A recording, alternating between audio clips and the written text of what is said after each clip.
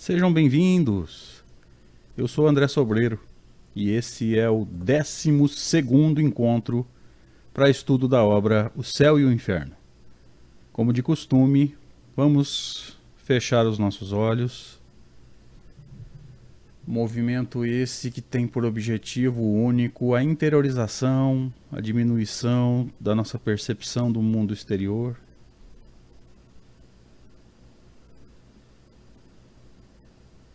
Respire profundamente, pausadamente. Sinta a paz te envolver.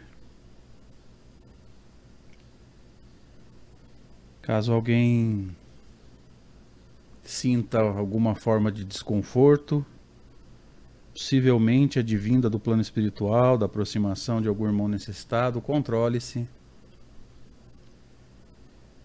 E vamos agradecer essa oportunidade, mais uma, de esclarecimento, primeiro de tudo de nós mesmos, para que nós possamos corrigir a nossa conduta, realizar a dinâmica da transformação moral e, quem sabe,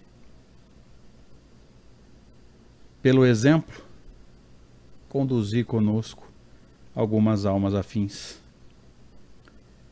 Queremos demonstrar, amigo Jesus, toda a nossa gratidão nesse momento por mais esse encontro, pelo amparo, pela proteção, pelo carinho de tantos amigos, Senhor, encarnados e desencarnados, que nos têm apoiado na condução desse trabalho. Agradecemos as presenças espirituais, os espíritos amigos que vão nos ajudar, mesmo que a gente não consiga percebê-los num primeiro momento. Mas como nos é dito no relato da sua vida, Senhor, bem-aventurado aquele que crê sem ter visto. E é nesse clima emocional, agradável, que nós pedimos permissão para iniciar mais esse encontro. Que assim seja. Graças a Deus, prece bendita que nos acalma, nos apazigua e nos coloca em condições de conduzir o estudo. Sintam-se abraçados e abraçadas nesse momento em que nós damos início a esse encontro, como nós vimos agora há pouco, né? Dissemos o 12º encontro para estudo da obra O Céu e o Inferno. Agradeço a presença de cada um de vocês, o carinho, o amparo, a ajuda que vocês têm nos dado, sem o que nós não conseguiríamos realizar esse trabalho. Seria apenas um estudo aí, sentadinho, aprendendo, claro, transformando, mas é mais motivador, talvez eu possa dizer isso, conduzir esse estudo com amigos nos acompanhando, trocando ideias, aprendendo juntos e nos sentindo amparados. Como de costume, gente, a gente vai voltar para o último slide da semana anterior, tá? É o último slide do encontro anterior, do 11º encontro, para que a gente possa ir de novo lembrando conceitos, entre aspas, sintonizando com o texto e pegando o jeito, mais uma vez, dividindo tela. Allan Kardec nos dizia assim no encontro anterior: o essencial para ele é a conservação do seu eu. Aqui ele discute, então, um princípio fundamental da doutrina espírita muito importante, que é a chamada conservação da individualidade. Ao desencarnar, o ser continua sendo ele mesmo, com todas as suas aquisições morais, intelectuais, com todas as suas imperfeições e todos os erros que delas são consequentes, como nós vamos ver nessa obra aqui, mais lá para frente, tá? Então, ao desencarnar, nós somos nós mesmos. Não somos mais a personalidade encarnada, aquele nome, aquele endereço, aquele RG, aquele CPF, que isso é da personalidade encarnada, né? do homem, não no sentido masculino, no sentido humano, mas continuamos sendo nós mesmos com acesso a muito mais informações, porque ao desencarnar nós temos acesso a todo o nosso passado, segundo o Livro dos Espíritos. E Kardec prossegue: sem isso, que lhe importa ser ou não ser? O futuro para ele é sempre nulo, seja no materialismo, morreu, acabou, seja no panteísmo, onde a gente seria absorvido pelo todo universal, e se nós somos absorvidos pelo todo universal, ele já não é, ou nós não seríamos mais nós mesmos, né? Relembrando os conceitos que vinham sendo discutidos. O futuro para ele é sempre nulo e a vida presente é a única coisa que interessa e o preocupa. Então percebam que tanto o materialismo, quanto o niilismo, quanto o panteísmo estimulam em nós o egoísmo. Se eu vou deixar de ser eu mesmo, deixa eu aproveitar enquanto eu sou eu mesmo, né? E a encarnação, nesse caso, né, do materialismo, panteísmo e niilismo, é o único objetivo a ser vislumbrado. Do ponto de vista de suas consequências morais, essa doutrina é tão nociva, tão desesperadora, tão excitante do egoísmo quanto o materialismo propriamente dito, como nós dissemos agora há pouco. Então nós podemos agora tranquilamente iniciar mais esse encontro, o trecho de hoje dele. Quando Kardec nos diz assim, nós estamos iniciando o item 6. Pode-se, além disso, fazer-lhe a seguinte objeção: um contraponto, um contra-argumento. Todas as gotas d'água tiradas do oceano se parecem e têm propriedades idênticas como as partes de um mesmo todo. Aqui Kardec vai usar uma argumentação analisando a situação daqueles que vão defender o seguinte: a metáfora da gota do oceano, né, que foi usada para explicar o panteísmo, né, nós seríamos parte de um todo, assim como uma gota que você tira do oceano, tem limitações, porque todas as gotas do oceano são, se não são exatamente iguais, são extremamente parecidas. Então vamos olhar por esse ponto de vista. Todas as gotas tiradas do oceano se parecem e têm propriedades idênticas como a parte de um todo. Por que as almas, sendo tiradas do grande oceano da inteligência universal, se parecem tão poucos? Ou seja, nós somos bastante diferentes um do outro, o que já vai desmentir o problema, né? Já vai servir de contra-argumento com relação ao panteísmo, né? As partes de um todo, em geral, são muito parecidas nas propriedades, nos detalhes, né? Às vezes não tão parecidas nas proporções, mas nos detalhes, na essência, são muito parecidas. Se nós somos partes de um todo, por que nós somos tão diferentes um do outro? Se esse todo tem que ser homogêneo por lógica, por que as partes seriam tão diferentes, né? Por que nós temos gente tão boa que encarna aqui na Terra? E aqui nós vamos usar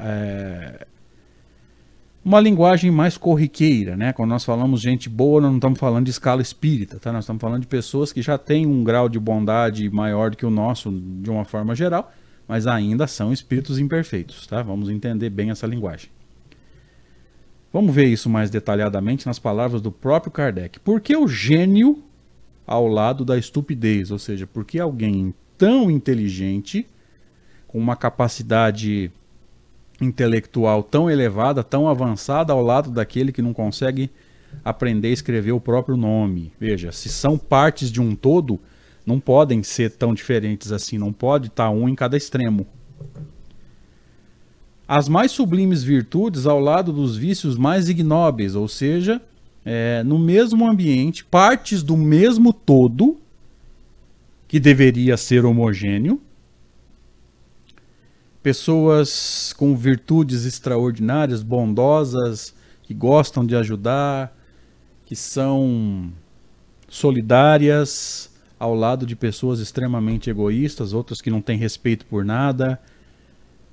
Veja que são argumentos que não nos permitem pensar no panteísmo como uma doutrina séria. Lembrando que aqui Kardec vai diferenciar em determinado momento o panteísmo em si de uma pequena variação do panteísmo. Tá? Depois, mais à frente, isso vai ficar claro. Se nós somos parte de um todo, nós deveríamos ser, no mínimo, muito parecidos. E nós somos bastante diferentes. Pessoas muito humildes ao lado de pessoas extremamente arrogantes. Enfim, acho que dá para a gente imaginar aí, na heterogeneidade dos espíritos encarnados na Terra, que o panteísmo não tem o menor sentido. A bondade, a doçura, a mansidão, outros vão falar em mansuetude, ao lado da maldade, da crueldade e da barbárie. Às vezes dentro da mesma casa, membros de uma mesma família, filhos dos mesmos pais. Um tão bondoso, dócil, manso, equilibrado, ao lado do outro, sarcástico, cruel. Se nós somos partes de um todo, nós não podemos ser diferentes, gente, a menos que esse todo seja não muito homogêneo, e aí ele já perde a conotação do todo. Tá? Como as partes de um todo homogêneo, acabamos de falar, podem ser tão diferentes umas das outras. É um contra-argumento extraordinário com relação ao panteísmo. E hoje nós temos aí uma tentativa isolada de atualização do Livro dos Espíritos. Quando perguntaram a, acho que 4 espíritos, se não me engano, o que é Deus, eles responderam que Deus é o todo. Veja que é uma visão panteísta. E que Deus estaria, portanto, na matéria, nas plantas. Veja que é uma visão panteísta. Estejamos atentos a esses detalhes. Kardec prossegue. Dir-se-á que a educação que as modifica, ou seja, essas partes diferentes tornaram-se diferentes pelo processo educacional que receberam. Veja, é um contra-argumento. Kardec prossegue. Mas, então, de onde vêm essas qualidades nativas, inatas, naturais? As inteligências precoces, que não tiveram tempo para um processo educacional intenso que os levasse a tal nível de inteligência. Os instintos bons e maus, independentes de toda a educação, e com frequência tão pouco em harmonia com os meios em que se desenvolvem. Então, como é que nós vamos explicar, se nós somos partes de um todo, e você pode argumentar, né? Nós estamos contra-argumentando contra o panteísmo. As partes de um todo não podem ser tão diferentes. Aí um panteísta poderia contra-argumentar dizendo assim, e a educação? E Kardec contra-argumenta mais uma vez dizendo que existem situações em que o processo educacional ainda não se fez com tamanha profundidade, com tamanha abrangência, e a gente já vai ver grandes diferenças. E muitas vezes esse processo educacional, ele não teria como acontecer pelo processo encarnatório, por exemplo, de uma família. Então, como é que você vai entender um ser extremamente inteligente, extremamente culto, com uma vasta cultura, uma vontade de aprender, admirador das leituras, quando ele encarna numa família que não estimula os estudos? E aí? Ou então o contrário, numa família que é acostumado a ler, que tem muito mais livros do que programas de televisão na sua experiência encarnatória, que estimula muito mais a estada nas bibliotecas, e às vezes tem uma biblioteca vasta em casa, muito mais tempo se gasta ou se dedica à biblioteca do que à televisão, e um dos filhos ou alguém da família, um dos membros da família, não tem o hábito de leitura, não gosta, não concorda, nunca aceita. Para ele desenvolvimento intelectual, crescimento cultural não é importante. Veja, sempre tem alguém que destoa. E esse destoar, ele se choca muito, muito intensamente com a tese panteísta, né? Porque se nós somos parte de um todo, a gente deveria ser, talvez não exatamente iguais, mas extremamente parecidos, né? E Kardec prossegue.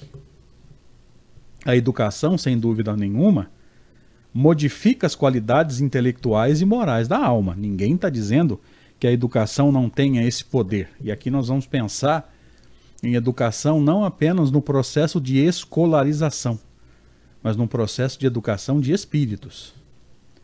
Mas aqui se apresenta outra dificuldade. Então ninguém está dizendo que a educação não tem a sua importância nesse movimento de transformar. Mas apresenta-se então uma outra dificuldade. Vamos ver qual é. Quem dá à alma a educação para fazê-la progredir? Vamos entender isso mais profundamente. Outras almas que, por sua origem comum, não devem estar mais avançadas. Então veja que aquele que educa, o pai, a mãe, os professores na escola, né, no processo de escolarização, sendo eles os responsáveis pelo processo de educação, eles teriam que estar à frente no processo para poder ensinar. Só que se as almas saem de uma fonte universal, pai, mãe, professores não podem estar à frente. Então veja que é mais um argumento que não nos permite pensar no panteísmo como uma doutrina lógica. E depois, aliás, de que serve esse aperfeiçoamento? Para que estudar tanto na encarnação, se tornar uma pessoa melhor, ler mais, dedicar-se mais a alguma coisa, ficar bom em alguma coisa?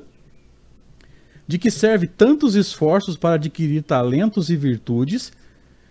De que serve trabalhar para o progresso da humanidade se tudo isso deve ir se precipitar e se perder num oceano no infinito, sem proveito para o futuro de cada um? Por quê? Porque tudo que você aprendeu durante a encarnação, se você se tornou um bom profissional, independente de ter estudado para isso, feito um curso, feito uma faculdade, ou de você ser um prático, e não dá para negar que tem gente que é prática, que é muito melhor que o outro formado aqui ou ali, né? Não queremos desmerecer de forma alguma aqueles que têm as noções práticas, mas para que se tornar bom em alguma coisa se depois da sua desencarnação você vai voltar para esse todo e tudo que você conquistou, aprendeu durante a encarnação não é mais seu, você entregou para o todo.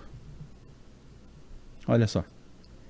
Você não tem nem a garantia de, se houver uma reencarnação para o panteísmo, você poder encarnar com esse conhecimento que você ganhou durante a encarnação, porque ele já não é mais seu, ele é do todo. Então veja que o panteísmo, a absorção no todo universal é contrário ao progresso.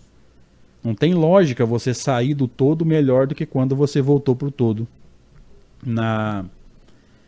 no final da encarnação anterior. Kardec prossegue. Mais valeria permanecer o que se é, selvagem ou não, beber, comer, dormir tranquilamente, sem torturar o espírito. Aqui o espírito com E minúsculo, tá? Sem torturar as ideias, sem torturar o pensamento, sem se sentir torturado por essa necessidade que nós temos de ser sempre um pouquinho melhor, de dar sempre um passo à frente. Tanto pelo panteísmo, que está sendo discutido agora, quanto o niilismo, quanto o materialismo, não estimulam o progresso. Não vale a pena você progredir se tudo pode acabar daqui a alguns minutos e todo o seu esforço é literalmente perdido para o materialismo, para o panteísmo e para o niilismo. Ok? Por outro lado, a alma, voltando ao todo universal, veja, panteísmo, voltou lá para o todo, de onde saíra, depois de ter progredido durante a vida, traz um elemento mais perfeito, ou seja, você vai voltar para o todo melhor do que quando você saiu, porque você progrediu durante a encarnação. De onde decorre que esse todo deve, com o tempo, ficar profundamente modificado e aperfeiçoado, ou seja, cada um daqueles que saem do todo para encarnar, ao voltar para o todo, voltam melhores do que quando saíram. Por consequência lógica, esse todo vai amadurecer, esse todo vai se aperfeiçoar, ok? Atenção agora. Como explicar que daí saiam incessantemente almas ignorantes e perversas? Atentem para mais um argumento de Kardec contra o panteísmo. Se esse todo recebe constantemente almas que encarnaram e se melhoraram e voltaram, e ele é um todo, portanto ele tem que ser homogêneo, se cada alma volta para lá melhor, ainda saem de lá almas tão atrasadas, tão ignorantes e tão perversas. Por quê? Mais um argumento contrário ao panteísmo. Não faz sentido para nós que estudamos doutrina espírita e estudamos o pensamento de Allan Kardec. Mais uma vez eu vou dizer aquilo que eu disse no encontro anterior. Eu espero de coração que os amigos estejam entendendo a profundidade disso que Kardec está nos trazendo agora. A profundidade da argumentação desse homem tão inteligente, tão astuto, tão culto, e que argumenta com uma facilidade que, sinceramente, nessa encarnação eu nunca tinha visto. Que facilidade que Allan Kardec tinha para desconstruir argumentos, e aí a gente vai lembrar dos cursos de lógica e argumentação, que é necessário a gente aprender a ouvir argumentos e entender na construção, né, nas premissas e nas conclusões, se há algum tipo de falha, para que a gente possa ter essa facilidade que Kardec tinha. E entendendo isso, fica muito mais fácil para todos nós podermos argumentar, desconstruir a argumentação, e quando formos construir a nossa argumentação, argumentar de forma melhor, construindo melhor o raciocínio. Aqui nós encerramos então o estudo de hoje da obra O Céu e o Inferno. Semana que vem, ou no próximo encontro, a gente volta para estudar o item 7, ou pelo menos para começar a estudar o item 7. Se você gostou, curte o vídeo. Se você não se inscreveu ainda, se inscreve no canal, compartilha. Ajuda a gente a estimular o estudo do pensamento de Allan Kardec, para que a gente possa colaborar no processo de construção de uma geração de espíritas mais focados na argumentação lógica de Kardec, para que a gente possa construir um movimento, ou pelo menos colaborar na construção de um movimento espírita mais consciente da sua tarefa como representantes do Consolador Prometido. Obrigado, gente. Deus abençoe. Até mais.